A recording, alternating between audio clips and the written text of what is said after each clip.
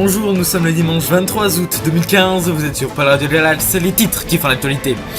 Rentrée de l'exécutif et le gouvernement Litterberg qui a été constitué, beaucoup d'entrées, l'entrée notamment d'un socialiste, point spécial dans cette édition. Le BEP 21 au-dessus des 2100 points, c'est un record historique, nous verrons comment les nouvelles technologies boostent la place de Galax. Et enfin, l'UP prépare une révolution sportive pour ses pays membres, une dizaine de disciplines seraient concernées, exclues à la fin de cette édition.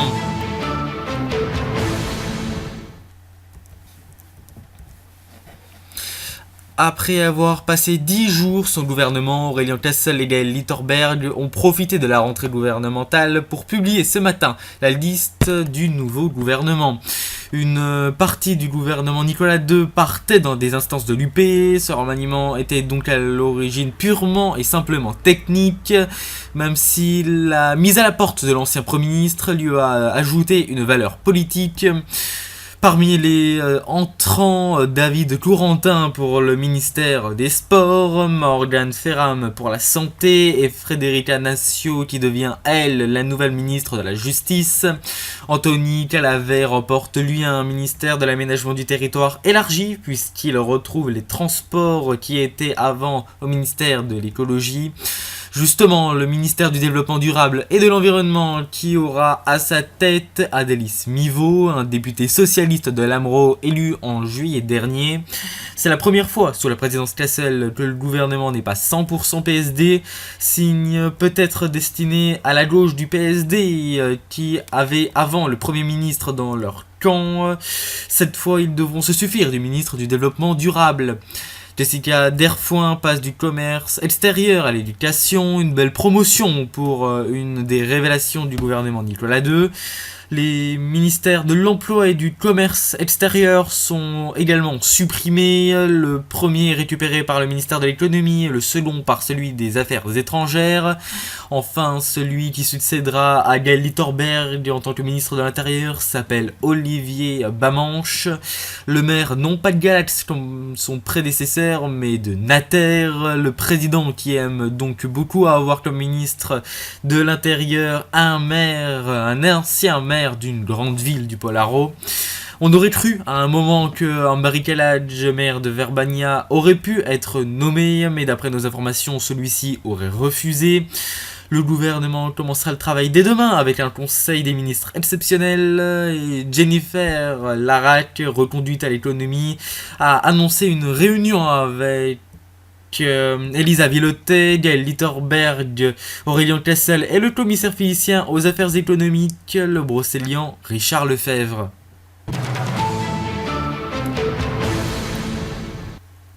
2101 points, le BEP 21 n'aura jamais été aussi haut depuis sa création en 1992 où il n'avait alors que 300 petits points.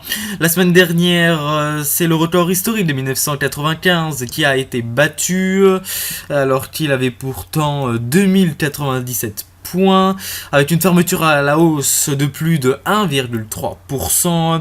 Cette hausse inédite est due à de très bons résultats des filières technologiques. Par exemple, l'action d'Helios a explosé depuis de 42% depuis l'entrée du Lancaster dans ses capitaux. Un coup de maître pour une entreprise qui avait dû quitter la bourse de l'Urbania à cause de la guerre. Sturel porte également une grande partie de cet exploit avec des records de participation. Le mois de mai aura eu plus de 660 skits, un record depuis ses débuts en 2013.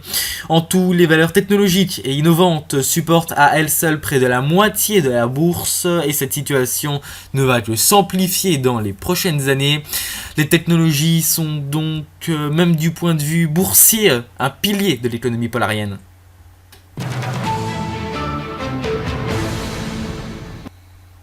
Alors que la Volcania réfléchit à une sorte de Ligue des Champions pour leur continent, l'Union Filicienne prépare, elle, une révolution sportive. C'est le commissaire filicien au sport et ancien ministre polarien Jean-Michel Dupré qui l'a annoncé sur Squirrel.